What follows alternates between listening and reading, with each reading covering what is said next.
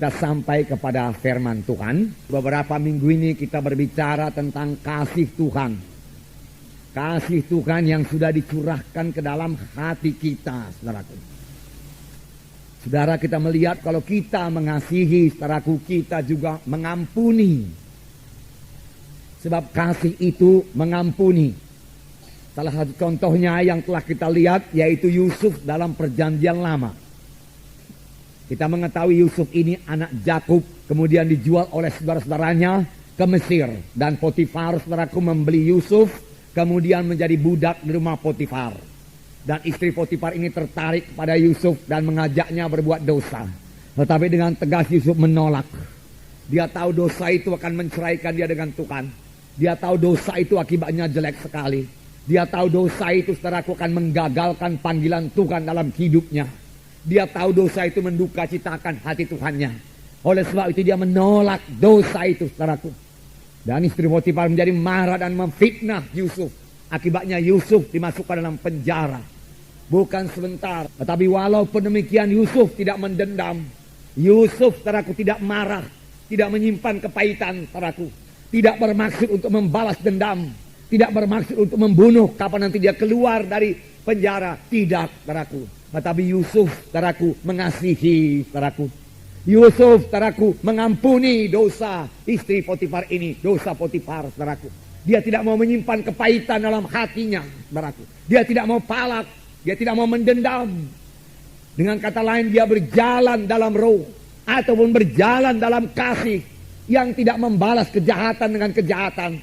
Tidak membalas caci maki dengan caci maki. Tetapi dia mengalahkan kejahatan dengan kebaikan. Inilah hidup anak-anak Tuhan. Inilah dia anak-anak Tuhan, anak-anak terang. Yang berjalan dalam roh Tuhan. Yang berjalan dalam kasih, saudaraku. Saudara barangkali berkata, saya tidak sanggup berbuat demikian. Saya pun tidak sanggup, saudaraku. Dengan kekuatan saya sendiri, saudaraku. Tetapi syukurlah Tuhan sudah mencurahkan kasih-Nya dalam hati saya. Tuhan juga sudah mencurahkan kasih Tuhan dalam hati saudara. Itu terjadi pada waktu kita lahir baru. Tuhan bukan hanya memberikan keampunan dosa kepada kita. Bukan hanya memberikan kuasa dalam nama Yesus, itu memang menjadi milik kita. Tetapi Tuhan juga memberikan kasih-Nya dalam hati kita, saudaraku. Dan dengan kasih Tuhan ini kita sanggup. Dengan kasih kita sendiri kita tidak sanggup.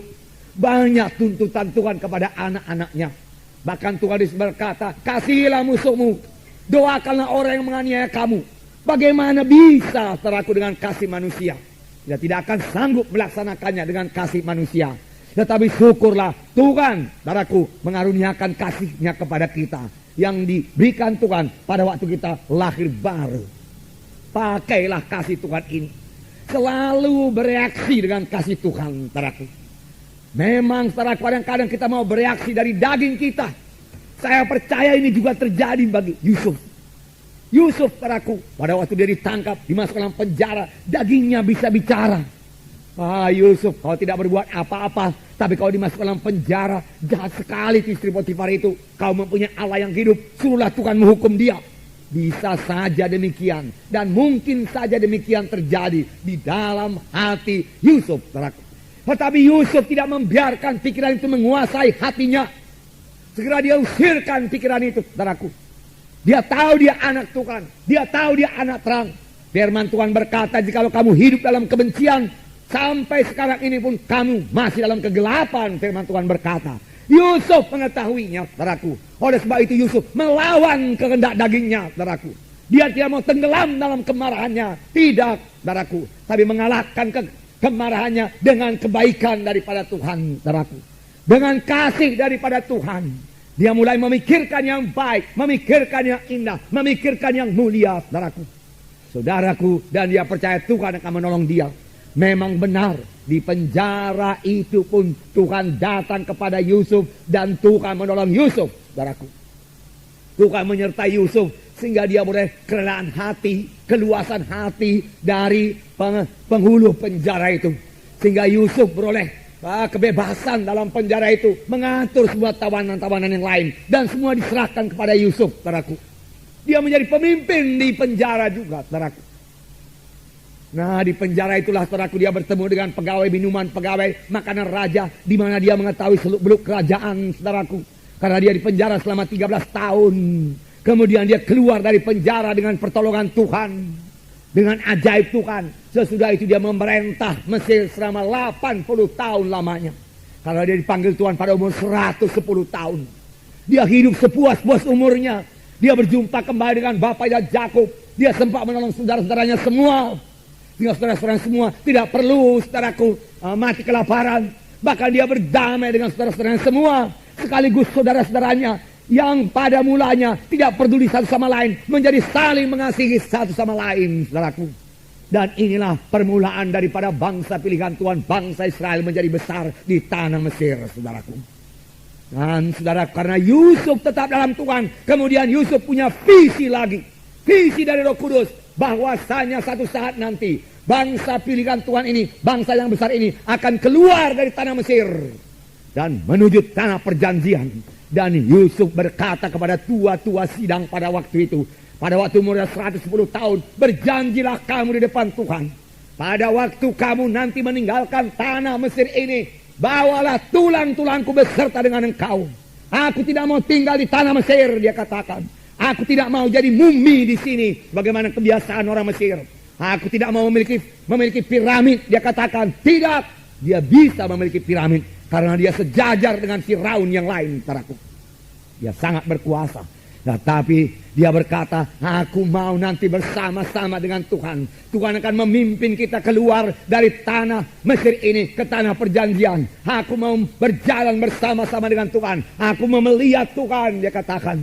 Aku mau melihat kuasa Tuhan. Aku mau masuk tanah perjanjian. Dan itu terjadi, saudaraku, puji Tuhan. Inilah terjadi bagi orang yang berjalan dalam Roh Tuhan, yang berjalan dalam kasih, yang selalu mengampuni, yang tidak membalas kejahatan dengan kejahatan, tetapi dengan kebaikan. Hatinya selalu terang dan dia mewarisi tanah Kanaan. Dia masuk ke tanah perjanjian. Puji Tuhan, saudaraku. Itu kasih yang mengampuni, saudaraku. Selalu mengampuni.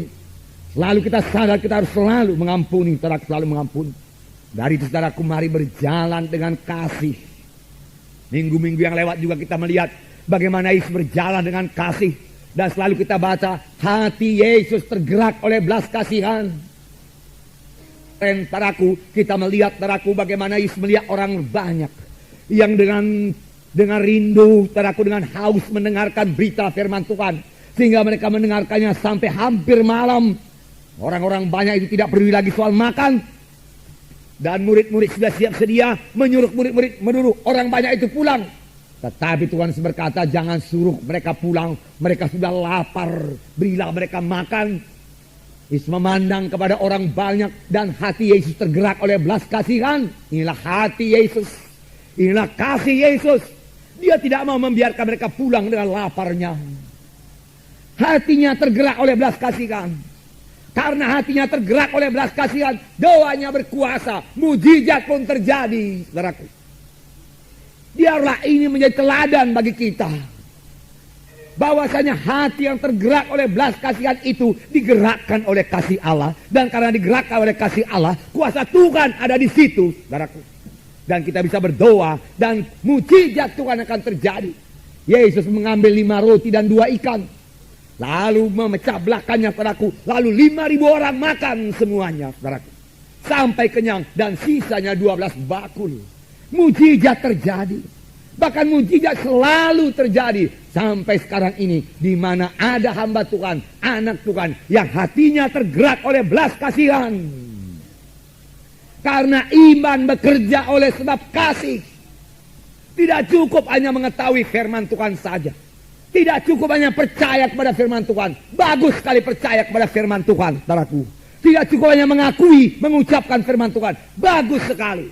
Namun itu saja tidak cukup untuk menurunkan mujizat Tuhan. Ada anak-anak Tuhan yang sudah percaya kepada firman Tuhan, mengakui firman Tuhan, saudaraku, mengucapkan firman Tuhan. Lalu dia berharap, saudaraku, akan turun mujizat Tuhan yang luar biasa. Tetapi berkat mujizat belum turun juga. Mari kita cek di mana yang kurang. Biasanya yang kurang yaitu kasih. Sebab iman bekerja oleh sebab kasih. Di mana ada kasih, di situ ada terang. Di situ ada iman, di situ ada kuasa, ada berkat, ada kemenangan. Haleluya saudara.